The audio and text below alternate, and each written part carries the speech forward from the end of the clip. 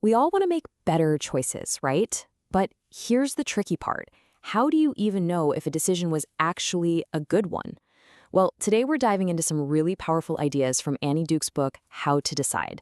And trust me, they might just change the entire way you think about your own choices. Okay, let's kick things off with a little thought experiment. Imagine your friend takes this huge leap of faith, quits their job for a new one, and it's a massive success, like a total home run. They get promoted, they love the work, everything is just fantastic. So, was quitting that old job a good decision? Yeah, most of us would say, absolutely, what a great call. All right, now hold that thought. Let's hit rewind. Same friend, same exact decision to quit. Only this time, the new job is a complete and utter disaster. They're miserable, they get laid off within a year, the whole thing's a catastrophe. So, was it a good decision now? See, for most people, the answer just flips to a hard no. But here's the thing to notice. I gave you zero information about their decision-making process. None. All you know is the outcome. So, if the outcome, good or bad, made you change your answer, you've just fallen into the #1 trap when it comes to judging decisions. It's a mental shortcut, a bias that's so common, most of us don't even see it happening. This trap actually has a name. It's called resulting. And honestly, understanding it is the first giant step we have to take if we really want to make smarter choices. So what is resulting, really? It's basically working backward. You see a great outcome and your brain just automatically goes, well, that must have been a great decision.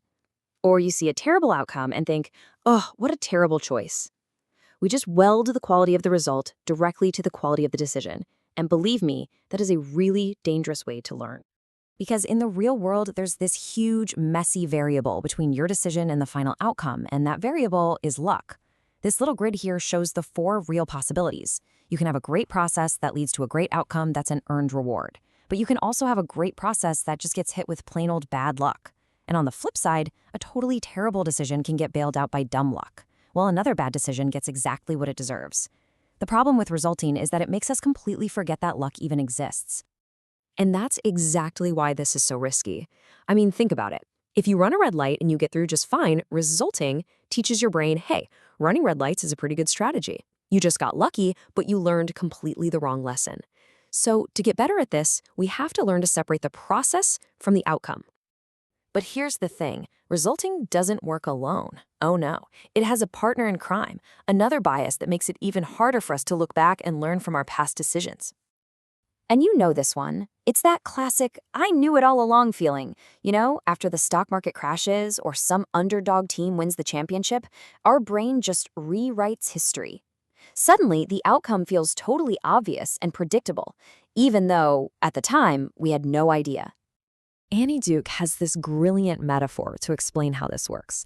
Picture this. Before you make a big decision, the future is like a giant sprawling tree with tons and tons of branches.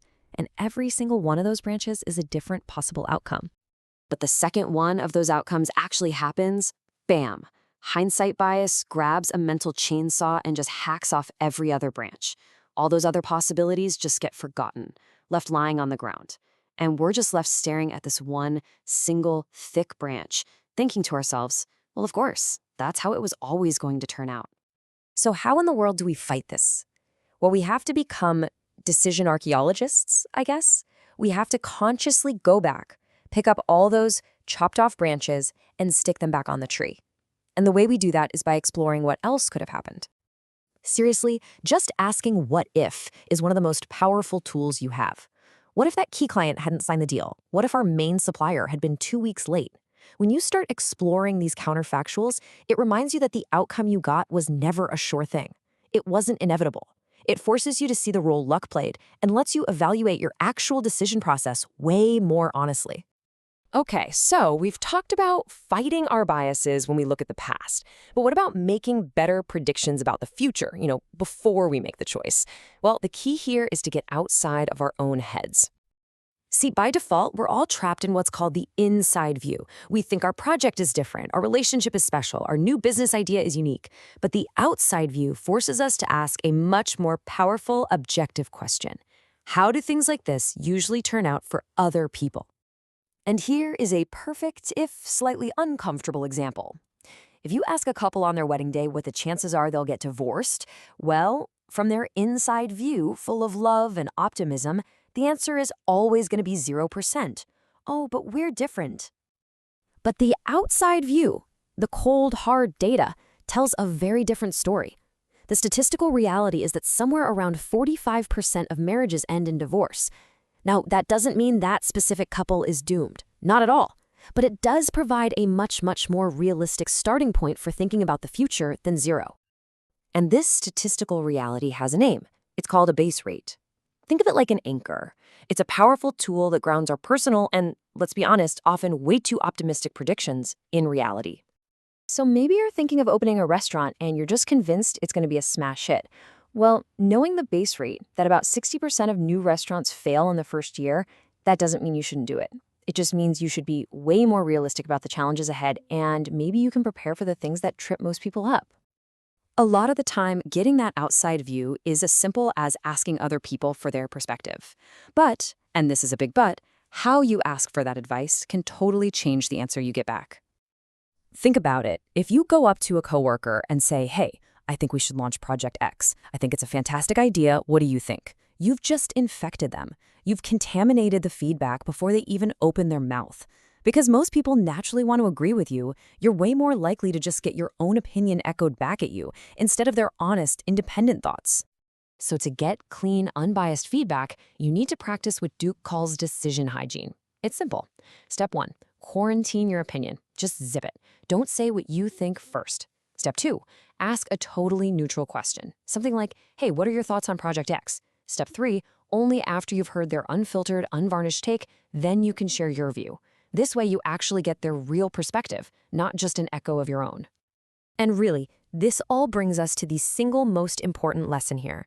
You can't control your outcomes. You just can't. Luck is always going to be a part of the equation. A fantastic process can still lead to a bad result, and a horrible process can get lucky sometimes. So the goal isn't to guarantee a good outcome. The goal is to run a great process every single time, because that's the only part you can actually control. So I'll leave you with a question to mull over. Can you think of a past decision that you've just beaten yourself up about simply because the outcome was bad? What would happen if you just, for a second, ignored that result and instead re-examined the process you used, the quality of your thinking at the time? You might just find you were a lot smarter than you've been giving yourself credit for. Thanks so much for watching.